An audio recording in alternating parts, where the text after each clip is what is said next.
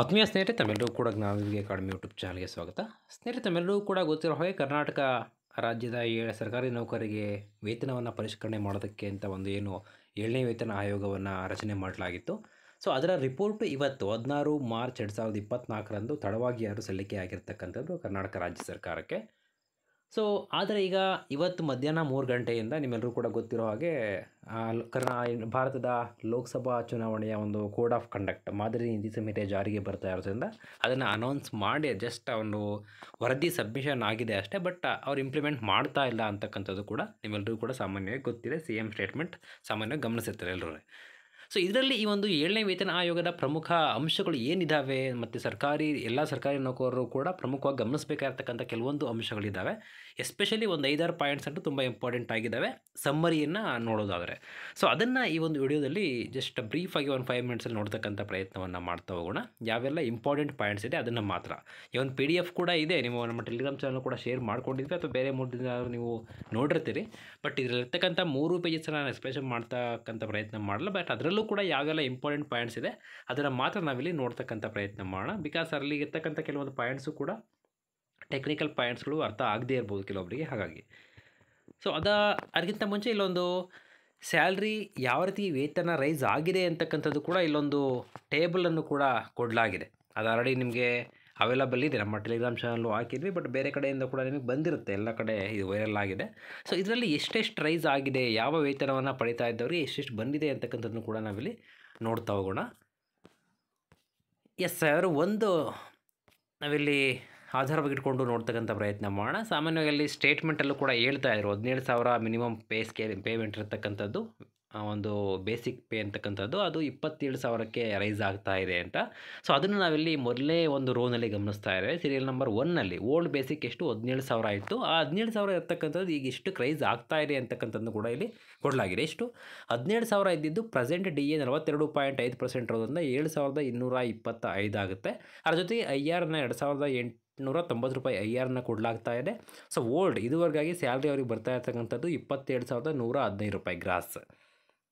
So next ಈಗ new fitment basic plus DA plus IR ಅದೆಷ್ಟಾಗುತ್ತೆ ಅಂತಕ್ಕಂಥದ್ದನ್ನ ನೋಡ್ತಾವ್ರೆ. 27,115 ಅಷ್ಟೇ ಆಗುತ್ತೆ. Because no changes. ಈ ಒಂದು IR ಆಲ್ರೆಡಿ ನಾವು ಪಡ್ಕೊಳ್ತಾ ಇರೋ ಕಾರಣದಿಂದಾಗಿ. ಸೊ ಆ್ಯಂಡ್ ಅದರ ಜೊತೆಗೆ ನ್ಯೂ ಬೇಸಿಕ್ ಎಷ್ಟಾಗುತ್ತೆ, ಬೇಸಿಕ್ ಅಂತಕ್ಕಂದ್ರೆ ಬದಲಾವಣೆ ಆಗುತ್ತೆ. ಯಾಕಂದರೆ ಇಲ್ಲಿ ಬೇಸಿಕ್ 17,000 ಇದ್ದರೂ ಕೂಡ ಈ DA IR ಎಲ್ಲ ಸೇರಿಸಿ 27,000 ಆಗ್ತಾಯಿತ್ತು. ಬಟ್ ಇನ್ನು ಮುಂದೆ ಯಾವಲಿಂದ ಅದು ಇಂಪ್ಲಿಮೆಂಟ್ ಆಗುತ್ತೆ ಅಂತಕ್ಕಂಥದ್ದು ನೆಕ್ಸ್ಟ್ ಈ ಒಂದು PDF ಎಕ್ಸ್ಪ್ಲೇಷನ್ ಮಾಡ್ತಕ್ಕಂಥ ಸಂದರ್ಭದಲ್ಲಿ ನೋಡ್ತಾ ಹೋಗೋಣ. ಸೊ ಇಲ್ಲಿ 27,000 ಅಂತಕ್ಕಂದ್ರೆ ಬೇಸಿಕ್ ಆಗುತ್ತೆ. ಇದುವರೆಗೆ ಏನು ಸ್ಯಾಲ್ರಿ ಬರ್ತಾ ಇತ್ತು ಅವ್ರಿಗೆ, ಸೊ ಅದು ಬೇಸಿಕ್ ಆಗುತ್ತೆ. ಸೊ HRA 7.5%, ಇದುವರೆಗಾಗಿ 8% ಇತ್ತು, ಈಗ 7.5ಕ್ಕೆ ಇಳಿಸಲಾಗಿದೆ. ಸೊ ನ್ಯೂ ಗ್ರಾಸ್ ಸ್ಯಾಲ್ರಿ ಬಂದು 29,025 ರೂಪಾಯಿ. ಡಿಫ್ರೆನ್ಸ್ ಅಂದರೆ ಇಲ್ಲಿ ಇದುವರೆಗಾಗಿ ಏನವ್ರಿಗೆ ಗ್ರಾಸ್ ಸ್ಯಾಲ್ರಿ ಬರ್ತಾ ಇತ್ತು 27,115 ರೂಪಾಯಿ. ಸೊ ಅದಕ್ಕೂ ಈಗ ಹೊಸದಾಗಿ ಪೇ ಸ್ಕೇಲ್ ಜಾರಿಗೆ ಬಂದ ನಂತರ ಎಷ್ಟು ಗ್ರಾಸ್ ಸ್ಯಾಲ್ರಿ ಅಂತ ಬರುತ್ತೆ ಅದಕ್ಕೂ ವ್ಯತ್ಯಾಸ ಬಂದು ಇಲ್ಲಿ 27,000 ಚಿಲ್ಲರೆ ಇತ್ತು, ಇಲ್ಲಿ 29,000 ಚಿಲ್ಲರೆ ಆಗ್ತಾ ಇದೆ. ಹಾಗಾದರೆ ಅವರ ವೇತನದಲ್ಲಿ ಆಗ್ತಕ್ಕಂಥ ಬದಲಾವಣೆ ಎಷ್ಟು ಅಂದರೆ 1,910 ರೂಪಾಯಿ ಮಾತ್ರ. ಬಿಕಾಸ್ ಇಲ್ಲಿ DA IR ಅಂತ ಎಲ್ಲ ಸೇರಿಸಿ 27,000 ಆಗ್ತಾ ಇತ್ತು, ಇಲ್ಲಿ ಬೇಸಿಕ್ ಪೇ ಅಂತಕ್ಕಂಥದ್ದೇ 29,000 ಆಗ್ತಾ ಇದೆ ಅಂತಕ್ಕಂಥದ್ದು ನಾವಿಲ್ಲಿ ಗಮನಿಸ್ಬೋದು. ಸೊ ಇನ್ನೊಂದನ್ನು ನಾನು ಗಮನಿಸ್ತಾ ಹೋಗ್ತೀನಿ. ಬಿಕಾಸ್ ಯಾವುದು ಗ್ರೂಪ್ ಸಿಗೆ ಬರ್ತಕ್ಕಂಥ ಗ್ರೂಪ್ ಡಿ ನೋಡಿದ್ದೀವಿ. ಈಗ ಗ್ರೂಪ್ ಸಿನಲ್ಲಿ 27,650 ಇದೆಯಲ್ಲ, ಸೊ ಇದರಲ್ಲಿ ಸ್ವಲ್ಪ ಜಾಸ್ತಿ ಎಂಪ್ಲಾಯೀಸ್ ಬರೋದ್ರಿಂದ ಈ ಒಂದು ಕೇಡ್ರಲ್ಲಿ ನಾನು ಸ್ವಲ್ಪ ಇದನ್ನು ಎಕ್ಸ್ಪ್ಲೇಷನ್ ಮಾಡ್ತಾ ಇದ್ದೀನಿ. 22ನೇದು 27,650 ಅಂತಕ್ಕಂಥದ್ದು ಬೇಸಿಕ್ ಪೇ 2018ರಲ್ಲಿ ಏನು 6ನೇ ವೇತನ ಆಯೋಗ ಆಗಿತ್ತು ಅದರ ಪ್ರಕಾರ ಇರ್ತಕ್ಕಂಥದ್ದು 27,650ರಿಂದ 52,650 ಅಂತ ಇದೆಯಲ್ಲ ಅದು. ಸೊ 11,751 62.5% DA ಮುಖಾಂತರ ಬರ್ತಾ ಇದೆ. IR ಮುಖಾಂತರ 4,701 ರೂಪಾಯಿ ಬರ್ತಾ ಇದೆ. ಸೊ ಒಟ್ಟಾರೆಯಾಗಿ ಗ್ರಾಸ್ ಆಗ್ತಾ ಇರ್ತಕ್ಕಂಥದ್ದಲ್ಲಿ 44,102 ರೂಪಾಯಿ. ಸೊ ಇವಾಗ ಈ ಒಂದು ಪೇ ಸ್ಕೇಲ್ ಬಂದಿರೋ ಕಾರಣದಿಂದಾಗಿ 27.5% IR ಒಂದು ಫಿಟ್ಮೆಂಟನ್ನು ಕೊಟ್ಟಾಗ ಎಷ್ಟಾಗುತ್ತೆ ಬದಲಾವಣೆ ಅಂದರೆ 42,102 ರೂಪಾಯಿದ್ದು 44,425 ರೂಪಾಯಿ ಅನ್ನೋ ಒಂದು ಆಸುಪಾಸಿಗೆ ಬಂದು ನಿಂತ್ಕೊಳ್ಳುತ್ತೆ. ಎಕ್ಸಾಕ್ಟ್ ಅಷ್ಟೇನಾ ಅಲ್ಲ, ಆಸುಪಾಸಿಗೆ 44,400 ಚಿಲ್ಲರೆ 44,500 ಅಂತ ಇಟ್ಕೊಳ್ಳಿ. ಸೊ ಇಲ್ಲಿ ವೇರಿಯೇಷನ್ ಎಷ್ಟಾಗ್ತಾ ಇದೆ ಅಂತಕ್ಕಂಥದ್ದು ರೈಸ್ ಆಗ್ತಾ ಇರೋದನ್ನು ನೋಡಿದ್ರೆ ನಾವಿಲ್ಲಿ ಹೊಸದಾಗಿ 44,425 ಬರ್ತಾ ಇತ್ತು. ಬಟ್ ಈ ಒಂದು ಫಿಟ್ಮೆಂಟ್ ಎಲ್ಲ ಬಂದ ನಂತರ 47,750 227 ಅಂದರೆ ಒಟ್ಟಾರೆ ವ್ಯತ್ಯಾಸ ಆಗ್ತಾ ಇರ್ತಕ್ಕಂಥದ್ದಲ್ಲಿ ಈಗ ಸ್ಯಾಲ್ರಿಯನ್ನು ಪಡ್ಕೊಳ್ತಾ ಇರೋದಕ್ಕೂ ಹೊಸದಾಗಿ ಒಂದು ವೇತನ ಆಯೋಗ ಜಾರಿಗೆ ಬಂದ ನಂತರ ಇನ್ನೂ ಜಾರಿಗೆ ಬಂದಿಲ್ಲ, ವರದಿ ಸ್ವೀಕಾರ ಆಗಿದೆ ಅಷ್ಟೇ. ಸೊ ಅದನ್ನು ಯಥಾವತ್ತಾಗಿ ನಾವು ಅಡಾಪ್ಟ್ ಮಾಡ್ಕೊಳ್ತೀವಿ, ಜಾರಿಗೆ ತರ್ತೀವಿ ಅಂತ ಕೂಡ ಸಿ ಎಮ್ ಅವ್ರಿಗೆ ಸ್ಟೇಟ್ಮೆಂಟ್ ಕೊಟ್ಟಿಲ್ಲ. ಯಥಾವತ್ತಾಗಿ ಬರುತ್ತಾ, ಇನ್ನು ಏನು ಸ್ವಲ್ಪ ಬದಲಾವಣೆಗಳಾಗಿ ಬರುತ್ತಾ, ಇನ್ನು ಆ್ಯಡ್ ಮಾಡ್ತಾರಾ ಲೆಸ್ ಮಾಡ್ತಾರಾ ಅದು ಅವ್ರಿಗೆ ಬಿಟ್ಟಿದ್ದು. ಬಟ್ ಈಗ ಸರ್ಕಾರಕ್ಕೆ ವರದಿಯನ್ನು ಸಲ್ಲಿಸಿರ್ತಕ್ಕಂಥದ್ದು ಇಷ್ಟು. ಆ ವರದಿಯ ಪ್ರಕಾರ ನೋಡ್ತಾ ಹೋದರೆ ಇದುವರೆಗೆ 44,425 ಸ್ಯಾಲ್ರಿ ಬರ್ತಾ ಇತ್ತು ಅಂದರೆ 27,650 ಬೇಸಿಕ್ ಇರೋರಿಗೆ ಈ ವರದಿ ಜಾರಿಗೆ ಬಂದರೆ, ಯಥಾವತ್ತಾಗಿ ಜಾರಿಗೆ ಬಂದರೆ 47,757 47,000 ಪ್ಲಸ್ ಆಗುತ್ತೆ. 757 ಎಕ್ಸಾಕ್ಟ್ ಅಂತ ಹೇಳೋದಕ್ಕಾಗಲ್ಲ, 47,000 ಚಿಲ್ಲರೆ ಆಗುತ್ತೆ. ಅದೇ ಎಕ್ಸಾಕ್ಟ್ ಆಗೇ ಆಗುತ್ತೆ 47,000 ಚಿಲ್ಲರೆ. ಸೊ ಅಲ್ಲಿ ವ್ಯತ್ಯಾಸ ಬಂದಿದ್ದು 3,500 3,600 ಚಿಲ್ಲರೆ. ಸೊ ಈ ಎರಡನ್ನು ನಾವಿಲ್ಲಿ ನೋಡ್ತಾ ಈ ಪಿ ಡಿ ಎಫ್ನಲ್ಲಿ ಪ್ರಮುಖ ಅಂಶಗಳು ಏನಿದ್ದಾವೆ ಅಂತಕ್ಕಂಥದ್ದು ನಾವಿಲ್ಲಿ ರಿಪೋರ್ಟನ್ನು ಗಮನಿಸ್ತಕ್ಕಂಥ ಒಂದು ಪ್ರಯತ್ನವನ್ನು ಮಾಡೋಣ. ಬಿಕಾಸ್ ಇಲ್ಲಿ ಏನೇನು ಹೇಳಿದ್ದಾರೆ ಅಂತ ಈಗ ಜಸ್ಟ್ ನಾವು ಗಮನಿಸಿದ್ದೇನು, ಜಸ್ಟ್ 2 ಎಕ್ಸಾಂಪಲ್ ತೆಗೆದುಕೊಂಡು ನೋಡ್ತಾ ಹೋದ್ವಿ ಎಷ್ಟು ರೈಸ್ ಆಗುತ್ತೆ ಅಂತ. ಬಟ್ ಯಾವೆಲ್ಲ ಅಂಶಗಳನ್ನು ಇಲ್ಲಿ ಹೇಳಲಾಗಿದೆ ಅಂತಕ್ಕಂಥದ್ದು ಕೂಡ ನಾವಿಲ್ಲಿ ನೋಡ್ತಾ ಹೋಗೋಣ. ಸೊ ಇದಕ್ಕೆ ವೇತನ ಆಯೋಗದಿಂದ ಅಧಿಕೃತವಾಗಿ ಬಿಡುಗಡೆ ಮಾಡಿರ್ತಕ್ಕಂಥ 2 PDF ಅನ್ನು ಕೂಡ ನಾನು ನಮ್ಮ ಟೆಲಿಗ್ರಾಮ್ ಚಾನಲಲ್ಲಿ ಶೇರ್ ಮಾಡಿದ್ದೇನೆ. ಇನ್ ಕೇಸ್ ನೀವೇನಾರು ಆ ಟೆಲಿಗ್ರಾಮ್ ಗ್ರೂಪಲ್ಲಿ ಇಲ್ಲ, ನಾನು ಈ ಒಂದು ವಿಡಿಯೋದ ಡಿಸ್ಕ್ರಿಪ್ಷನಲ್ಲೂ ಕೂಡ ಲಿಂಕನ್ನು ಕೊಟ್ಟಿರ್ತೀನಿ, ನೀವು ಜಾಯ್ನ್ ಆಗ್ಬೋದು. ಅಥವಾ ನಿಮಗೆ ಬೇರೆ ಮೂಲದಿಂದ ಕೂಡ ಆ ಫೈಲ್ಸ್ಗಳು ನಿಮಗೆ ರೀಚ್ ಆಗಿರಬಹುದು. ಎಸ್, ಇಲ್ಲಿ ನೋಡ್ತಾ ಹೋದರೆ ಪಾಯಿಂಟ್ಸನ್ನು ಮೊದಲನೇದಾಗಿ ದಿನಾಂಕ 1/7/2022 ಇದ್ದಂತೆ ರಾಜ್ಯ ಸರ್ಕಾರಿ ನೌಕರ ಮೂಲ ವೇತನಕ್ಕೆ 27.5% ಫಿಟ್ಮೆಂಟ್ ಹೆಚ್ಚಿಸಲು ಒಂದು ಶಿಫಾರಸು ಮಾಡಲಾಗಿದೆ ಅಂತಕ್ಕಂಥದ್ದು. ಇಲ್ಲಿ ಪ್ಲಸ್ ಆ್ಯಂಡ್ ಮೈನಸ್ ಎರಡೂ ಇದೆ ಅಂತಲೇ ನೋಡ್ಬೋದು. ಬಿಕಾಸ್ ಇಲ್ಲಿ ಫಿಟ್ಮೆಂಟ್ ಅಂತಕ್ಕಂಥದ್ದು 27.5 ಆಗುತ್ತೆ ಅಂತ ಯಾರೂ ಎಕ್ಸ್ಪೆಕ್ಟ್ ಮಾಡಲ್ಲ, ಸ್ವಲ್ಪ ಜಾಸ್ತಿ ಎಕ್ಸ್ಪೆಕ್ಟೇಷನ್ ಇತ್ತು ಕಾಮನ್ ಆಗಿ. ಬಟ್ ಇಲ್ಲಿ 1/7/2022 ಸಂಬಂಧಿಸಿದಂತೆ ಅಂತ ಹೇಳ್ತಾ ಇರೋದ್ರಿಂದ ಒಂದು ನೆಗೆಟಿವ್ ಅಂಶ ಕೂಡ ಇಲ್ಲಿ ಇರುತ್ತೆ, ಬಟ್ ಪಾಸಿಟಿವ್ ಕೂಡ ಇರ್ಬೋದು. ಬಟ್ ಇಲ್ಲಿ ಒಂದು ಅಂಶ ನೋಡ್ತಾ ಹೋಗೋಣ ಒಂದೊಂದಾಗಿ. ದಿನಾಂಕ 1/7/2022 ಇದ್ದಂತಹ 31% ತುಟ್ಟಿ ಭತ್ಯೆ ವಿಲೀನ ಹಾಗೂ ಮೇಲಿನ 27.5% ಸೇರಿ ಒಟ್ಟು 58.50% ಮೂಲ ವೇತನದಲ್ಲಿ ಹೆಚ್ಚಳ. 58 ಒಟ್ಟಾರೆಯಾಗಿ ಈಗ 27,650 ರುಪೀಸ್ ಏನೋ ಇತ್ತು ಅಂದರೆ ಇಲ್ಲಿ ಅದರಲ್ಲಿ 58.5% ಅಡಿಷನಲ್ ಆಗಿ ಆ್ಯಡ್ ಆಗುತ್ತೆ ನಿಮ್ಮ ಬೇಸಿಕ್ಗೆ, ಹೊಸ್ದಾಗಿ ಬರ್ತಕ್ಕಂಥ ಬೇಸಿಕ್ಗೆ. ಸೊ ಇಲ್ಲಿ ಈಗ ಇರ್ತಕ್ಕಂಥ ನಿಮಗೆ ಒಂದು ಆಲೋಚನೆ ಬರ್ಬೋದು, 42.5% DA ಇದೆ, ಬಟ್ ಇಲ್ಲಾಗ 31% ತಗೊಂಡಿದ್ದಾರೆ ಅಂತ. 1/7/2022 7ನೇ ವೇತನ ಆಯೋಗ ಅಂತಕ್ಕಂಥದ್ದು ರಚನೆ ಆಗಿ ಅಲ್ಲಿಂದ ಜಾರಿಗೆ ಬರಬೇಕು ಅಂತಕ್ಕಂಥದ್ದು ಡಿಮ್ಯಾಂಡ್ ಇರೋದು, ಆ್ಯಕ್ಚುಲಿ ಬರಬೇಕಾಗಿರೋದು ಕಾಲ್ಪನಿಕವಾಗಿ. ಹಾಗಾಗಿ ಅದೇ ಡೇಟನ್ನು ಇವರು ತೆಗೆದುಕೊಂಡಿದ್ದಾರೆ. ಅದೇ ಡೇಟನ್ನು ತೆಗೆದುಕೊಂಡು ಆಗ 1/7/2022 ಎಷ್ಟು DA ಇತ್ತು, 1.5 ವರ್ಷಗಳ ಹಿಂದೆ ಎಷ್ಟು DA ಇತ್ತು, 31% DA ಇತ್ತು. ಅದಾದ ನಂತರ ವರ್ಷಕ್ಕೆ 2 ಬಾರಿ DAನ ರೈಸ್ ಮಾಡೋ ಕಾರಣದಿಂದಾಗಿ ಇವತ್ತು 42.5 ಬಂದಿದೆ. ಇತ್ತೀಚೆಗೂ ಕೂಡ 3.75% ರೈಸ್ ಮಾಡಲಾಯಿತು. ಸೊ ಆಗ ಎಷ್ಟಿತ್ತೋ ಆ ಒಂದು DAಯನ್ನು ಕನ್ಸಿಡರ್ ಮಾಡಲಾಗಿದೆ. ಆ DAಯನ್ನು ಎಲ್ಲಿಗೆ ಮರ್ಜ್ ಮಾಡಿದ್ದಾರೆ, 27.5% ಫಿಟ್ಮೆಂಟ್ ಕೊಟ್ಟಿದ್ದಾರೆ. 27,650 ಬೇಸಿಕ್ ಇತ್ತು ಅಂದರೆ ಅದರಲ್ಲಿ 27.5% ರೈಸ್ ಮಾಡಿದ್ದಾರೆ ಫಸ್ಟು. ಅದಾದ ನಂತರ ಅದಕ್ಕೆ 31% DAಯನ್ನು ಆ್ಯಡ್ ಮಾಡಲಾಗಿದೆ. ಈ ರೀತಿಯಾಗಿ ಕ್ಯಾಲ್ಕುಲೇಷನ್ ಮಾಡಿರ್ತಕ್ಕಂಥದ್ದು ಈಗ ಹೊಸ ಬೇಸಿಕ್ಕನ್ನು. ಸೊ ಮೂರನೇ ಅಂಶವನ್ನು ನೋಡ್ತಾ ಹೋಗೋದಾದರೆ ಸರ್ಕಾರಿ ನೌಕರ ಕನಿಷ್ಠ ವೇತನವನ್ನು 17,000ರಿಂದ 27,000ಕ್ಕೆ ಅಂದರೆ 58.5% ರೈಸ್ ಆಗುತ್ತೆ. ಹಾಗೂ ಗರಿಷ್ಠ ವೇತನವನ್ನು 1,04,600ರಿಂದ 2,41,200ಕ್ಕೆ ಏರಿಕೆ ಮಾಡಲಾಗಿದೆ ಅಂತಕ್ಕಂಥದ್ದನ್ನು ನಾವಿಲ್ಲಿ ಗಮನಿಸಬಹುದಾಗಿದೆ. ಸೊ ನೆಕ್ಸ್ಟ್ ಮುಂದುವರೆದು ನೋಡ್ತಾ ಹೋದರೆ ಸರ್ಕಾರಿ ನೌಕರರಿಗೆ ಹೊಸ ವೇತನ ಶ್ರೇಣಿ ಹಾಗೂ ಫಿಟ್ಮೆಂಟ್ ಸೌಲಭ್ಯವನ್ನು ದಿನಾಂಕ 1/7/2022ರಿಂದ ಕಾಲ್ಪನಿಕವಾಗಿ ಜಾರಿಗೊಳಿಸಲಾಗಿದೆ. ಕಾಲ್ಪನಿಕವಾಗಿ ಒಂದು ಇಲ್ಲಿ ಪರಿಗಣಿಸಲಾಗಿದೆ, ಅನುಷ್ಠಾನಗೊಳಿಸಲು ಶಿಫಾರಸು ಮಾಡಲಾಗಿದೆ. ಆದರೆ ಇನ್ನೊಂದು ಸೆಂಟೆನ್ಸನ್ನು ಆ್ಯಡ್ ಮಾಡಿದರೆ ಅಲ್ಲಿ ಸಮ್ಮರಿಯಲ್ಲಿ ಡಿಟೇಲ್ಡ್ ಆಗಿರ್ತಕ್ಕಂಥ ಒಂದು ಫೈಲ್ನಲ್ಲಿ ರಿಪೋರ್ಟ್ನಲ್ಲಿ ಕಾಲ್ಪನಿಕವಾಗಿ 1/7/2022 ಅಂತ ಶಿಫಾರಸು ಮಾಡಲಾಗಿದೆ. ಆದರೆ ಯಾವಾಗಲಿಂದ ಜಾರಿಗೆ ತರುತ್ತೆ ಅಂತಕ್ಕಂಥದ್ದು ನೈಜ ಅನ್ವಯ ಆಗ್ತಕ್ಕಂಥದ್ದು ಸರ್ಕಾರದ ಮೇಲೆ ಡಿಪೆಂಡ್ ಅಂತಕ್ಕಂಥದ್ದನ್ನು ಕೂಡ ಅದು ಸರ್ಕಾರಕ್ಕೆ ಹೇಳಿದ್ದಾರೆ. ಯಾವಾಗ ಬೇಕೋ ಅವಾಗ ಮಾಡಿ ನಿಮಗೆ ಬಿಟ್ಟಿದ್ದದು ಅಂತಕ್ಕಂಥದ್ದನ್ನು ಕೂಡ ಅಲ್ಲಿ ಹೇಳಲಾಗಿದೆ.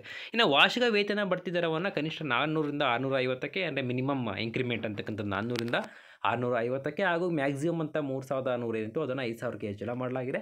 ಇನ್ನು ರಾಜ್ಯ ಸರ್ಕಾರಿ ನೌಕರರಿಗೆ ತುಟ್ಟಿ ಭತ್ಯೆಯನ್ನು ಇದು ತುಂಬ ಇಂಪಾರ್ಟೆಂಟ್ ಆಗಿರ್ತಕ್ಕಂಥ ಒಂದು ಪಾಯಿಂಟು. ಇಲ್ಲಿ ಕೂಡ ಸ್ವಲ್ಪ ನೆಗೆಟಿವ್ ಆಗಿರ್ತಕ್ಕಂಥದ್ದು ಅಂತಲೇ ಹೇಳ್ಬೋದು ಇದನ್ನು. ಬಿಕಾಸ್ ರಾಜ್ಯ ಸರ್ಕಾರಿ ನೌಕರರಿಗೆ ತುಟ್ಟಿ ಭತ್ಯೆಯನ್ನು ದಿನಾಂಕ 1/7/2022ರಿಂದ ಭಾರತ ಸರ್ಕಾರವು ಮಂಜೂರು ಮಾಡಿದ ಶೇಕಡ 1% ತುಟ್ಟಿ ಭತ್ಯೆಗೆ ಶೇಕಡ 0.722% ನೀಡುವುದು. ಸೊ ಇಲ್ಲಿ ಹೊಡೆತ ಬೀಳುತ್ತೆ ಸ್ವಲ್ಪ DAನಲ್ಲಿ. ಈಗ ಸದ್ಯಕ್ಕೆ ಕಾಣಿಸ್ತಾ ಇರ್ಬೋದು, ಒಂದು 6 ಮಂತ್ಸ್ 1 ಇಯರ್ 2 ಇಯರ್ ಆದಮೇಲೆ ಅಲ್ಲಿ ಸ್ವಲ್ಪ ಆದರೆ ಪರಿಣಾಮ ಕಂಡು ಬರ್ತಾ ಹೋಗುತ್ತೆ. ಯಾಕಂದರೆ ಇದರ ಅರ್ಥ ಏನಂದರೆ ಬಹುಶಃ ಎಷ್ಟೋ ಜನಕ್ಕೆ ಇದರ ಅರ್ಥ ಆಗಿಲ್ಲ, ಮೆಸೇಜ್ಗಳು ಬರ್ತಾ ಇದೆ ಅದರ ವಿವರಣೆ ಏನಂತ. ಇಲ್ಲಿ ಈಗ ರೀಸೆಂಟಾಗಿ ಸೆಂಟ್ರಲ್ ಗೌರ್ಮೆಂಟ್ನವರು 4% ಡಿ ಎನ ರೈಸ್ ಮಾಡಿದ್ರು ಕೇಂದ್ರ ಸರ್ಕಾರಿ ನೌಕರರಿಗೆ. ಸೊ ಆಗ ನಮ್ಮ ರಾಜ್ಯ ಸರ್ಕಾರ 3.75% ರೈಸ್ ಮಾಡ್ತು. ಸೊ ಯಾಕೆ ಅಲ್ಲಿ 0.25% ಕಡಿಮೆ ಆಯಿತು, 25 ಪೈಸೆ ಯಾಕೆ ಕಡಿಮೆ ಆಯಿತು ಅಂದರೆ 6ನೇ ವೇತನ ಆಯೋಗದ ಪ್ರಕಾರ ಏನಿದೆ ನಮ್ಮ ಕರ್ನಾಟಕದಲ್ಲಿ ಜನರು ಪ್ರಸ್ತುತ ಇರತಕ್ಕಂಥ ನಿಯಮ ಏನು ಅಂದರೆ, ಕೇಂದ್ರ ಸರ್ಕಾರ 1% ಡಿ ಎ ರೈಸ್ ಮಾಡಿದ್ರೆ ನಮ್ಮಲ್ಲಿ ಕರ್ನಾಟಕ ರಾಜ್ಯದಲ್ಲಿ 6ನೇ ವೇತನ ಆಯೋಗದ ಪ್ರಕಾರ 0.92% ರೈಸ್ ಮಾಡ್ತಾರೆ. ಅಂದರೆ ಅವ್ರು 100 ಪೈಸೆ ರೈಸ್ ಮಾಡಿದ್ರು ಅಂದರೆ ನಮ್ಮಲ್ಲಿ 92 ಪೈಸೆ ರೈಸ್ ಆಗುತ್ತೆ, ಇನ್ನು 8 ಪೈಸೆ ಕಡಿಮೆ ಆಗುತ್ತೆ ಕೇಂದ್ರ ಸರ್ಕಾರಕ್ಕಿಂತ. ಸೊ ಆ ರೀತಿಯಾಗಿ ನಿಯಮ ಇತ್ತು ಇದುವರೆಗಾಗಿ 6ನೇ ವೇತನ ಆಯೋಗದ ಪ್ರಯುಕ್ತ. ಬಟ್ ಈಗ ಹೊಸದಾಗಿ ಶಿಫಾರಸು ಮಾಡಲಾಗ್ತಾ ಇರ್ತಕ್ಕಂಥದ್ದು 7ನೇ ವೇತನ ಆಯೋಗದಿಂದ ಕೇಂದ್ರ ಸರ್ಕಾರ 100 ಪೈಸೆ ಜಾಸ್ತಿ ಮಾಡ್ತು ಅಂದರೆ ನೀವು 72.2 ಪೈಸೆ ಮಾಡಿ ಸಾಕು. ಅಂದರೆ 20 ಪೈಸೆ ಇಲ್ಲಿ ಕಟ್ ಆಫ್ ಆಗ್ತಾ ಇದೆ. ಅಂದರೆ ಈಗ ಈ ನೆಕ್ಸ್ಟ್ ಟೈಮ್ ಏನಾದರೂ ಕೇಂದ್ರ ಸರ್ಕಾರ 4% ಡಿ ಎಯನ್ನು ರೈಸ್ ಮಾಡ್ತು ಅಂದರೆ 3.75% ಬರಲ್ಲ, 2 ಪಾಯಿಂಟ್ ಚಿಲ್ಲರೆ ಬರುತ್ತೆ. ಅಷ್ಟು ಪರ್ಸೆಂಟ್ ಮಾತ್ರ ಡಿ ಎ ರೈಸ್ ಆಗುತ್ತೆ ಕರ್ನಾಟಕ ಸರ್ಕಾರಿ ನೌಕರಿಗೆ. ಒಂದು ವೇಳೆ ಇದನ್ನು ಯಥಾವತ್ತಾಗಿ ಅವರೇನಾದ್ರು ಜಾರಿ ಮಾಡಿದ್ರೆ ಅಥವಾ ಈ ಪಾಯಿಂಟನ್ನು ಕನ್ಸಿಡರ್ ಮಾಡಿದ್ರೆ ಕರ್ನಾಟಕ ರಾಜ್ಯ ಸರ್ಕಾರ.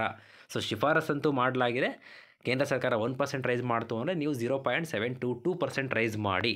ಅಂದರೆ ಇದರ 4%, ಇದರ 4 ಪಟ್ಟಾಯಿತು ಅಂದರೆ 4% ಏನಾದ್ರು ಮಾಡಿದ್ರು ಅಂದರೆ 2.8 ಸಮಥಿಂಗ್ ಎಷ್ಟೋ ಬರುತ್ತೆ, 2.88 ಬರ್ಬೋದು ಬಹುಶಃ. ಅಷ್ಟು ಮಾತ್ರ ರೈಸ್ ಆಗುತ್ತೆ ಕರ್ನಾಟಕ ರಾಜ್ಯದಲ್ಲಿ. ಇನ್ನು ಇನ್ನೊಂದು ಇಂಟ್ರೆಸ್ಟಿಂಗ್ ಪಾಯಿಂಟ್ ಇಲ್ಲಿರ್ತಕ್ಕಂಥದ್ದು, ಭಾರತ ಸರ್ಕಾರವು ತನ್ನ ನೌಕರರಿಗೆ ಮುಂದೆ ವೇತನ ಪರಿಷ್ಕರಿಸಿದಾಗ 1 or 2 ಇಯರಲ್ಲಿ ಆಗುತ್ತೆ, ಕಮ್ಮಿಂಗ್ 1 or 2 ಇಯರಲ್ಲಿ ಕೇಂದ್ರ ಸರ್ಕಾರದಲ್ಲಿ. ಐ ಥಿಂಕ್ ಅಲ್ಲಿ 6ನೇ ವೇತನ ಆಯೋಗ ಬರ್ತಾ ಇರೋದು ಅಂತ ಕಾಣಿಸುತ್ತೆ. ಆ ನಂಬರ್ ನನಗೆ ಶೂರ್ ಇಲ್ಲ. ಪರಿಷ್ಕರಿಸಿದಾಗ ಕೇಂದ್ರ ವೇತನ ರಚನೆಯ ಆಧಾರದ ಮೇಲೆ ರಾಜ್ಯ ಸರ್ಕಾರವು ತನ್ನ ನೌಕರರಿಗೆ ಕೇಂದ್ರ ಮಾದರಿಯ ವೇತನ ನೀಡಲು ಶಿಫಾರಸು ಮಾಡಿದೆ. ಈಗ 7ನೇ ವೇತನ ಆಯೋಗದ ಅಧ್ಯಕ್ಷರು ಕೂಡ ಪ್ರೆಸ್ ಮೀಟಲ್ಲಿ ಮಾತನಾಡ್ತಾ ಇರಬೇಕಾದ್ರೆ, ಆಚೆ ಬಂದಾಗ ಮೀಡಿಯಾದವರು ಮಾತಾಡಿಸ್ದಾಗಲೂ ಕೂಡ ಈ ಒಂದು ಪಾಯಿಂಟನ್ನು ಅವರು ಮೆನ್ಷನ್ ಮಾಡಿದ್ರು. ಈಗ ಸದ್ಯಕ್ಕೆ ಏನು ಮುಂದೆ ಕೇಂದ್ರ ವೇತನ ಆಯೋಗ ಅಂತಕ್ಕಂಥದ್ದು ಬರುತ್ತೆ, ಅಲ್ಲಿ ರಿವೈಸ್ ಮಾಡ್ತಾರೆ. ಅಂದರೆ ಸಾಮಾನ್ಯವಾಗಿ ಅಲ್ಲಿ ಸೆಂಟ್ರಲ್ ನಮ್ಮ ಸ್ಟೇಟಲ್ಲಿ 5 ವರ್ಷಕ್ಕೊಂದ್ಸಲ ಅಂತ ಯಾವ ರೀತಿ ರಿವೈಸ್ ಆಗುತ್ತೆ, ಅದೇ ರೀತಿ ಕೇಂದ್ರದಲ್ಲಿ 10 ವರ್ಷಕ್ಕೊಂದ್ಸಲ ಆಗುತ್ತೆ. ಬಟ್ ತುಂಬ ಚೆನ್ನಾಗಿದೆ ಅಲ್ಲಿ ಬೆನಿಫಿಟ್ಸ್ ಎಲ್ಲ. ಸೊ ಆ ರೀತಿಯಾಗಿ ಕೇಂದ್ರ ಮಾದರಿ ವೇತನವನ್ನು ಕೊಡಿ ಅಂತಕ್ಕಂಥ ಡಿಮ್ಯಾಂಡು ತುಂಬ ಹಲವಾರು ವರ್ಷಗಳಿಂದ ಕೂಡ ಇದೆ ನಮ್ಮ ಕರ್ನಾಟಕ ರಾಜ್ಯದಲ್ಲಿ. ಸೊ ಅದರ ಬಗ್ಗೆ ಇಲ್ಲಿ ಪ್ರಸ್ತಾಪ ಆಗಿರ್ತಕ್ಕಂಥದ್ದು. ಮುಂದೆ ಕೇಂದ್ರ ಸರ್ಕಾರ ರಿವೈಸ್ ಮಾಡುತ್ತಲ್ಲ, ಆಗ ಕರ್ನಾಟಕ ರಾಜ್ಯ ಸರ್ಕಾರ ಕೂಡ ತನ್ನ ನೌಕರರಿಗೆ, ಸ್ಟೇಟ್ ಗೌರ್ಮೆಂಟ್ ಎಂಪ್ಲಾಯೀಸ್ಗೂ ಕೂಡ ಕೇಂದ್ರ ಮಾದರಿ ವೇತನವನ್ನು ನೀಡೋದಕ್ಕೆ ನೀವು ಆಲೋಚನೆ ಮಾಡ್ಬೋದು ಒಂದು ಸಲ ಅಂತಕ್ಕಂಥದ್ದನ್ನ ಶಿಫಾರಸು ಮಾಡಲಾಗಿದೆ. ಅದೆಷ್ಟು ಕಾರ್ಯರೂಪಕ್ಕೆ ಬರುತ್ತೆ ಅಂತಕ್ಕಂಥ ಪ್ರಶ್ನೆ. ಇನ್ನು ಗ್ರೂಪ್ ಸಿ ಮತ್ತು ಡಿ ವೃಂದಕ್ಕೆ ನೌಕರರಿಗೆ ಹಾಲಿ ಇರುವ GIS ಮಾಸಿಕ ವಂತಿಗೆಯನ್ನು 100% ರೈಸ್ ಮಾಡಲಾಗಿದೆ. ಕಟ್ ಆಫ್ ಅಲ್ಲಿ ಎ ಮತ್ತು ಸಿ ಮತ್ತು ಡಿನವ್ರಿಗೆ, ಎ ಮತ್ತು ಬಿನವ್ರಿಗೆ 50% ಹೆಚ್ಚಳ ಮಾಡಲಾಗಿದೆ. ಅಂದರೆ ಏನು ಇನ್ಸ್ಟಾಲ್ಮೆಂಟ್ ರೀತಿಯಾಗಿ ಕಟ್ಟಾಗುತ್ತೆ ಅದು. ಪರಿಷ್ಕರಣೆಯಿಂದ ಹೆಚ್ಚಳವಾಗುವಂತಹ ಮೂಲ ವೇತನಕ್ಕೆ ಇಲ್ಲೊಂದು ಗಮನಿಸಬೇಕಾಗಿರ್ತಕ್ಕಂಥ ಅಂಶ, ಪರಿಷ್ಕರಣೆಯಿಂದ ಈ ಪೇ ಸ್ಕೇಲ್ ರಿಪೋರ್ಟ್ ಏನಿದೆ ಅದ್ರ ಪ್ರಕಾರ ಮೂಲ ವೇತನಕ್ಕೆ ಮನೆ ಬಾಡಿಗೆ HRA ಇದುವರೆಗಾಗಿ 8, 16, 24 ಇತ್ತು. ಬಟ್ ಇಲ್ಲಿ ಸ್ವಲ್ಪ ಕಡಿಮೆ ಆಗ್ತಾ ಇದೆ. ಎ ವರ್ಗದ ಮನೆಗಳಿಗೆ ಏನು 24% ಇತ್ತು ಅದು 20 ಇಳಿತಾ ಇದೆ. ಬಿ ವರ್ಗಕ್ಕೆ ಏನು 16% ಇತ್ತು ಅದು 15 ಇಳಿತಾ ಇದೆ. ಸಿ ವರ್ಗಕ್ಕೆ ಏನು 8% ಇತ್ತು ಅದು 7.5%ಗೆ ಇಳಿಕೆ ಆಗ್ತಾ ಇದೆ. 8% HRA ಬರಲ್ಲ ಇನ್ನು ಮುಂದೆ, 7.5% ಮಾತ್ರ ಬರುತ್ತೆ ಸಿ ವಲಯದಲ್ಲಿ ಇರತಕ್ಕಂಥ ಎಂಪ್ಲಾಯೀಸ್ಗೆ. ಇನ್ನು ಪರಿಷ್ಕರಣೆಯಿಂದ ಹೆಚ್ಚಳವಾಗಿರುವಂತಹ ಮೂಲ ವೇತನಕ್ಕೆ ನಗರ ಪರಿಹಾರ ಭತ್ಯೆಗಳು ಯಾರಿಗೆ ಅಪ್ಲೈ ಆಗುತ್ತೆ ಅವು ಕೂಡ ಇಲ್ಲಿ ಇದೆ. ಇನ್ನು ಸಮವಸ್ತ್ರ ಭತ್ಯೆ ಅಂತೆಲ್ಲ ಬರ್ತಾ ಹೋದೆ, ಇದನ್ನು ಜಾಸ್ತಿ ನಾನು ಫೋಕಸ್ ಮಾಡ್ತಾ ಹೋಗಲ್ಲ. ನೀವು ಆಲ್ರೆಡಿ ಗಮನಿಸಿರ್ಬೋದು ಅಥವಾ ಸ್ಕ್ರೀನ್ಶಾಟ್ ತೊಗೊಂಡು ಅಥವಾ ವಿಡಿಯೋನ ಪಾಸ್ ಮಾಡಿ ನೀವು ಓದ್ಕೊಳ್ಬೋದು. ಇವೆಲ್ಲ ಅರ್ಥ ಆಗೋ ರೀತಿಯಾಗಿ ಇದ್ದಾವೆ. ಸೊ ಇನ್ನೇ ಮುಂದೆ ಇರ್ತಕ್ಕಂಥ ಕೆಲವೊಂದು ಇಂಪಾರ್ಟೆಂಟ್ ಪಾಯಿಂಟ್ಸನ್ನು ಮಾತ್ರ ನಾನಿಲ್ಲಿ ನೋಡ್ತಕ್ಕಂಥ ಪ್ರಯತ್ನ ಮಾಡ್ತೀನಿ. ಇಲ್ಲೊಂದು ಪ್ರಮುಖ ಆಗಿರ್ತಕ್ಕಂಥ ಅಂಶ, ಇದು ಎಕ್ಸ್ಪೆಕ್ಟೇಷನ್ ಇತ್ತು ಸಾಮಾನ್ಯವಾಗಿ. ಗ್ರೂಪ್ ಸಿ ಮತ್ತು ಗ್ರೂಪ್ ಡಿ ಹೊಂದಿದ ನೌಕರರಿಗೆ ಹಾಲಿ ಇದ್ದಂತಹ ವೈದ್ಯಕೀಯ ಭತ್ಯೆ ಮೆಡಿಕಲ್ ಅಲೋಯೆನ್ಸ್ ಏನಿತ್ತು ಅದನ್ನು 200 ರೂಪಾಯಿ ಇತ್ತು. ಪ್ರತಿ ತಿಂಗಳಲ್ಲೂ ಕೂಡ 200 ರೂಪಾಯಿ ಮೆಡಿಕಲ್ ಅಲೋಯೆನ್ಸ್ ಅಂತ ನಿಮ್ಮ ಪೇ ಸ್ಲಿಪ್ಪಲ್ಲೂ ಕೂಡ ಬರ್ತಾ ಇತ್ತು. ಅದನ್ನು 500 ರೂಪಾಯಿಗೆ ಹೆಚ್ಚಳ ಮಾಡಲಾಗಿದೆ ಅಂತಕ್ಕಂಥದ್ದು, 150% ರೈಸ್ ಆಗಿದೆ ಇಲ್ಲಿ. ಇನ್ನು ಸರ್ಕಾರಿ ನೌಕರ ಅವಲಂಬಿತ ಕುಟುಂಬ, ಇದೊಂದು ಹೊಸ ಸ್ಕೀಮ್ ಅಂತಲೇ ಹೇಳ್ಬೋದು. ಸಾಮಾನ್ಯವಾಗಿ ಇದುವರೆಗಾಗಿ ಈ ರೀತಿ ಯಾವುದೇ ಒಂದು ಯೋಜನೆ ಇರಲಿಲ್ಲ. ಸರ್ಕಾರಿ ನೌಕರರ ಅವಲಂಬಿತ ಕುಟುಂಬ ಸದಸ್ಯರು ಅನಾರೋಗ್ಯದ ಸಂದರ್ಭದಲ್ಲಿ ಆರೈಕೆ ಮಾಡಲು 50% ವೇತನದೊಂದಿಗೆ 180 ದಿನಗಳ ಅಂದರೆ 6 ತಿಂಗಳುಗಳ ಆರೈಕೆ ರಜೆ ಎಂಬ ಹೊಸ ಯೋಜನೆಯನ್ನು ಶಿಫಾರಸು ಮಾಡಲಾಗಿದೆ. ಜಾರಿಗೆ ಬರುತ್ತಾ? Don't know. ಅಂದರೆ ಒಂದು ವೇಳೆ ಈಗ ಮಾಮೂಲಿ ಎಲ್ಲ ರೀತಿಯ ರಜೆಗಳು ಕೂಡ ಇದೆ, ಬಟ್ ಇಲ್ಲಿ ಇರ್ತಕ್ಕಂಥದ್ದು ಕುಟುಂಬ ಸದಸ್ಯರು ಯಾರಾದರೂ ಅನಾರೋಗ್ಯದಲ್ಲಿ ಇದ್ದಾಗ ಆರೈಕೆ ಮಾಡಬೇಕಾಗತ್ತೆ, ಅನಿವಾರ್ಯ. ಇವರು ಎಂಪ್ಲಾಯಿನೇ ಆರೈಕೆ ಮಾಡ್ತಕ್ಕಂಥದ್ದು ಅಂದಾಗ with salary but not fully 50% ಸ್ಯಾಲ್ರಿಯೊಂದಿಗೆ 6 ತಿಂಗಳ ಕಾಲ ಆರೈಕೆ ರಜೆಯನ್ನು ಮಂಜೂರು ಮಾಡೋದಕ್ಕೆ ಒಂದು ಅವಕಾಶವನ್ನು ಕೊಡೋ ರೀತಿಯಾಗಿ ಹೊಸ ಯೋಜನೆಯನ್ನು ಇಲ್ಲಿ ಪರಿಚಯ ಮಾಡಿಕೊಡಲಾಗಿದೆ. ಶಿಫಾರಸು ಮಾಡಿದರೆ ಜಾರಿಗೆ ಬರುತ್ತಾ ಇಲ್ವಾ ಗೊತ್ತಿಲ್ಲ. ಇನ್ನು ಸರ್ಕಾರಿ ಸೇವೆಗೆ ಸೇರುವ ಇದು ಕೂಡ ಈ ಬಾರಿ ಎಸ್ಪೆಷಲಿ ಈ ಒಂದು ಟೀಚರ್ಸ್ ರಿಕ್ರೂಟ್ಮೆಂಟ್ ಏನಾಯಿತು GPSTR ಆಗ ತುಂಬ ಜನ ಇದರಿಂದ ಸಫರ್ ಪಟ್ಟರು ಈ ಒಂದು ಸ್ಕೀಮ್ ಇಲ್ಲದೆ. ಸೊ ಈಗ ಹೊಸದಾಗಿ ಈ ಒಂದು ಸ್ಕೀಮನ್ನು ಇಲ್ಲಿ ಶಿಫಾರಸು ಮಾಡಲಾಗಿದೆ. ಸರ್ಕಾರಿ ಸೇವೆಗೆ ಸೇರುವ 2 ತಿಂಗಳ ಮೊದಲು ಮಗುವಿಗೆ ಜನ್ಮ ನೀಡುವ ಮಹಿಳಾ ಸರ್ಕಾರಿ ನೌಕರರಿಗೆ ನವಜಾತ ಶಿಶುವಿನ ಆರೈಕೆಗಾಗಿ 18 ವಾರಗಳ ಹೆರಿಗೆ ರಜೆಗೆ ಶಿಫಾರಸು ಮಾಡಲಾಗಿದೆ ಅಂತಕ್ಕಂಥದ್ದು ಕೂಡ ಇಲ್ಲಿ ಒಂದು ಇಂಟ್ರೆಸ್ಟಿಂಗ್ ಪಾಯಿಂಟ್ ಆಗಿದೆ. ಅಂದರೆ ಫಾರ್ ಎಕ್ಸಾಂಪಲ್ 16 ಮಾರ್ಚ್ 2024 ಯಾರೋ ರಿಪೋರ್ಟ್ ಮಾಡ್ಕೊಳ್ತಾರೆ ಜಾಬ್ಗೆ ಅಂದರೆ ಆಫ್ಟರ್ ದಟ್ ಡೆಲಿವರಿ ಆದರೆ ಮಾತ್ರ ಅಲ್ಲಿ ಹೆರಿಗೆ ರಜೆ ಅಂತಕ್ಕಂಥದ್ದು ಮೆಟರ್ನಿಟಿ ಲೀವ್ ಏನು 6 ಮಂತ್ಸ್ ಸಿಗುತ್ತೆ ಆ ಬೆನಿಫಿಟನ್ನು ಸಿಗೋದಕ್ಕೆ ಪಡ್ಕೊಳ್ಳೋದಕ್ಕೆ ಅವಕಾಶ ಇರುತ್ತೆ. ಬಟ್ ಅದಕ್ಕಿಂತ ಮುಂಚೆ ಏನಾದರೂ ಮಗುವಿಗೆ ಜನ್ಮವನ್ನು ನೀಡಿದರೆ ಅದು 1 ಡೇ ಆಗಿರಲಿ 2 ಡೇಸ್ ಆಗಿರಲಿ 1 ವೀಕ್ ಆಗಲಿ 1 ಮಂತ್ ಆಗಿರಲಿ ಅಲ್ಲಿ ಹೆರಿಗೆ ರಜೆಯನ್ನು ಮೆಟರ್ನಿಟಿ ಲೀವನ್ನು ಕೊಡೋದಕ್ಕೆ ಬರಲ್ಲ, ಆರೈಕೆ ರಜೆಯನ್ನು ನೀವು ಪಡ್ಕೊಳ್ಳಿ ಅಂತಕ್ಕಂಥ ಒಂದು ಕ್ಲಾರಿಫಿಕೇಷನ್ ಕೂಡ ಡಿಪಾರ್ಟ್ಮೆಂಟ್ನಿಂದ ಬಂದಿತ್ತು. ಸೊ ಇಲ್ಲಿ ಅದಕ್ಕೆ ಸಂಬಂಧಪಟ್ಟಂತೆ ಒಂದು ಹೊಸದಾಗಿ ಯೋಜನೆಯನ್ನು ಕೊಡ್ತಾ ಇರ್ತಕ್ಕಂಥದ್ದು. ಸರ್ಕಾರಿ ಸೇವೆಗೆ ಸೇರೋದಕ್ಕಿಂತ ಮುಂಚೆ 2 ತಿಂಗಳ ಮೊದಲು ಏನಾದರೂ ಮಗುವಿಗೆ ಜನ್ಮ ನೀಡಿದ್ದಲ್ಲಿ ಅಂತಹ ಎಂಪ್ಲಾಯಿಗೆ ಶಿಶುವಿನ ಆರೈಕೆಯಾಗಿ 18 ವಾರಗಳ ಹೆರಿಗೆ ರಜೆಯನ್ನು ಶಿಫಾರಸು ಮಾಡೋದಕ್ಕೆ ಒಂದು ಅವಕಾಶವನ್ನು ಕೊಡಲಾಗಿದೆ. ಇಲ್ಲಿ ಶಿಫಾರಸನ್ನು ಮಾಡಲಾಗಿದೆ, ಜಾರಿಗೆ ಬಂದಿಲ್ಲ ಇನ್ನು. ಕೆಲಸ ವಿರಾಮ ಸಮತೋಲನವನ್ನು ಸುಧಾರಿಸಲು ಹಾಗೂ ಸರ್ಕಾರಿ ನೌಕರ ಕೆಲಸದ ಗುಣಮಟ್ಟವನ್ನು ಹೆಚ್ಚಿಸೋದಕ್ಕೆ ವಾರದಲ್ಲಿ 5 ದಿನಗಳ ಕೆಲಸದ ಅವಧಿಯನ್ನು ಪರಿಶೀಲಿಸೋದಕ್ಕೆ ಶಿಫಾರಸು ಮಾಡಲಾಗಿದೆ. ಏನಿದಂತೆ ತರಬೇತಿಯನ್ನು ಕೊಡಿ ಅಂತಕ್ಕಂಥದ್ದು ಕೂಡ ಹೇಳಲಾಗಿದೆ. ಸೊ ಇವೆಲ್ಲವೂ ಕೂಡ ಇನ್ನು ಪಿಂಚಣಿಗೆ ಸಂಬಂಧಪಟ್ಟಂತೆ ಕೂಡ ಕೆಲವೊಂದು ಪಾಯಿಂಟ್ಸ್ಗಳನ್ನು ಇಲ್ಲಿ ಹೇಳಲಾಗಿದೆ. ಸೊ ಇದಿಷ್ಟು ಪ್ರಮುಖವಾಗಿರ್ತಕ್ಕಂಥದ್ದು. ಜೊತೆಗೆ ಇಲ್ಲಿ ಸಂಧ್ಯಾ ಕಿರಣ ಇವೆಲ್ಲ ಪೆನ್ಷನ್ ರಿಲೇಟೆಡ್ ಅವು ಕೂಡ ಕೆಲವೊಂದು ಪಾಯಿಂಟ್ಸ್ ಇದ್ದಾವೆ. ಇನ್ನು ಪ್ರಮುಖವಾಗಿ ನಾವು ನೋಡಬೇಕಾಗಿರ್ತಕ್ಕಂಥ ಪಾಯಿಂಟ್ಸ್ ಏನೇನು ಒಂದು 4-5 ಪಾಯಿಂಟ್ಸು ಅಂದರೆ ರಿವೈಸ್ ಮಾಡೋದಾದರೆ 27.5% ಫಿಟ್ಮೆಂಟ್ ಬರ್ತಾ ಇದೆ. ಆದರೆ 31% DAಯನ್ನು ಮಾತ್ರ ಅಲ್ಲಿ ಆ್ಯಡ್ ಮಾಡ್ಕೊಳ್ತಾ ಇದ್ದಾರೆ. 1/7/2022ಕ್ಕೆ ಸಂಬಂಧಪಟ್ಟಂತೆ ಎಷ್ಟಿತ್ತು ಅಷ್ಟನ್ನು. ಸೊ ಅದಾದ ನಂತರ HRAಯನ್ನು ಕಡಿಮೆ ಮಾಡಿದ್ದಾರೆ 0.5%ನಷ್ಟು. Cಗೆ, Bಗೆ 1% ಕಡಿಮೆ ಆಗಿದೆ, Dಗೆ Aಗೆ 4% ಅಲ್ಲಿ ಕಡಿಮೆ ಆಗಿರ್ತಕ್ಕಂಥದ್ದು. ಇನ್ನು DAಗೆ ಸಂಬಂಧಪಟ್ಟಂತೆ ಮುಂದೆ DA ಯಾವಾಗ ರಿವೈಸ್ ಆಗುತ್ತೆ ಹೊಸದಾಗಿ DAಯನ್ನು ಕೊಡ್ತಾ ಹೋಗ್ತೀರಿ ಆಗ 90% ಕೇಂದ್ರ ಸರ್ಕಾರ ಏನು ಕೊಡುತ್ತೆ ಅದರಲ್ಲಿ 92% ಕೊಡ್ತಾ ಇದ್ರು. ಇನ್ನು ಮುಂದೆ ಅದು 72.2%ಕ್ಕೆ ಸೀಮಿತಗೊಳ್ತಕ್ಕಂಥ ಚಾನ್ಸಸ್ ಜಾಸ್ತಿ ಇದೆ ಯಥಾವತ್ತಾಗಿ ಜಾರಿಗೆ ಬಂದರೆ. ಇನ್ನು HRAದು ಆಯಿತು. ಇನ್ನು ಮೆಡಿಕಲ್ ಅಲಯನ್ಸ್ 200ಇಂದ 500ಗೆ ರೈಸ್ ಆಗಿದೆ. ಸೊ ಇದಿಷ್ಟು ಪ್ರಮುಖವಾಗಿರ್ತಕ್ಕಂಥ ಕೆಲವೊಂದು ಅಂಶಗಳಾಗಿದ್ದಾವೆ. 7ನೇ ವೇತನ ಆಯೋಗದ ವರದಿ ಏನು ಸರ್ಕಾರದ ಕೈ ಸೇರಿದೆ ಇದರಲ್ಲಿ. ಸೊ ಯಾವಾಗ ಜಾರಿಗೆ ಬರುತ್ತೆ, ಆಫ್ಟರ್ ಎಲೆಕ್ಷನ್ ಜಾರಿಗೆ ಬರ್ತಕ್ಕಂಥ ಚಾನ್ಸಸ್ ಇರುತ್ತೆ. ಈಗ ಯಾರು ಸ್ಟೇಟ್ಮೆಂಟ್ ಆಗಲಿ ಯಾರು ಒಂದು ಅಶ್ಯೂರೆನ್ಸ್ ಆಗಲಿ ಏನು ಕೊಡ್ತಕ್ಕಂಥ ಸಂಭವ ಕಡಿಮೆ, ಚುನಾವಣಾ ನೀತಿ ಸಂಹಿತೆ ಜಾರಿಯಲ್ಲಿರೋದ್ರಿಂದ. ಸೊ ಗಮನಿಸಬೇಕಾಗುತ್ತೆ ನೆಕ್ಸ್ಟ್ ಆಫ್ಟರ್ ಎಲೆಕ್ಷನ್ ಈಗೇನು ಏಪ್ರಿಲ್ ಆ್ಯಂಡ್ ಮೇನಲ್ಲಿ ಎಲೆಕ್ಷನ್ ನಡೀತಾ ಇದೆ, ಅದಾದ ನಂತರ ಯಾವ ರೀತಿಯಾಗಿ ಇದನ್ನು ಇಂಪ್ಲಿಮೆಂಟ್ ಮಾಡ್ತಕ್ಕಂಥ ಪ್ರಯತ್ನವನ್ನು ಮಾಡ್ತಾರೆ ರಾಜ್ಯ ಸರ್ಕಾರದಲ್ಲಿ ಅಂತಕ್ಕಂಥದ್ದು ಕೂಡ ನಾವು ಕಾದು ನೋಡಬೇಕಾಗುತ್ತೆ. ಯಥಾರ್ಥವಾಗಿ ಜಾರಿಗೆ ಬರುತ್ತಾ ಅಥವಾ ಏನಾದ್ರು ಸ್ವಲ್ಪ ಬದಲಾವಣೆಗಳು ಆಗುತ್ತಾ ಅಂತಕ್ಕಂಥದ್ದನ್ನ ನಾವು ಕಾದು ನೋಡಬೇಕಾಗುತ್ತೆ. ಸೊ ಇದಿಷ್ಟು ಈ ಒಂದು 7ನೇ ವೇತನ ಆಯೋಗದ ಒಂದು ಪ್ರಮುಖ ಅಂಶಗಳಾಗಿದೆ. ಇದೇ ರೀತಿಯಾಗಿರ್ತಕ್ಕಂಥ ಅಪ್ಡೇಟ್ಸ್ಗಳನ್ನು ಪಡೆಯೋದಕ್ಕೆ ನಮ್ಮ ಜ್ಞಾನದಿವ್ಯ ಅಕಾಡೆಮಿ ಯೂಟ್ಯೂಬ್ ಚಾನಲ್ಗೆ ಸಬ್ಸ್ಕ್ರೈಬ್ ಮಾಡ್ಕೊಳ್ಳಿ ಅಂತ ಹೇಳ್ತಾ ಮುಂದಿನ ವಿಡಿಯೋದಲ್ಲಿ ಭೇಟಿಯಾಗೋಣ. ಧನ್ಯವಾದಗಳು.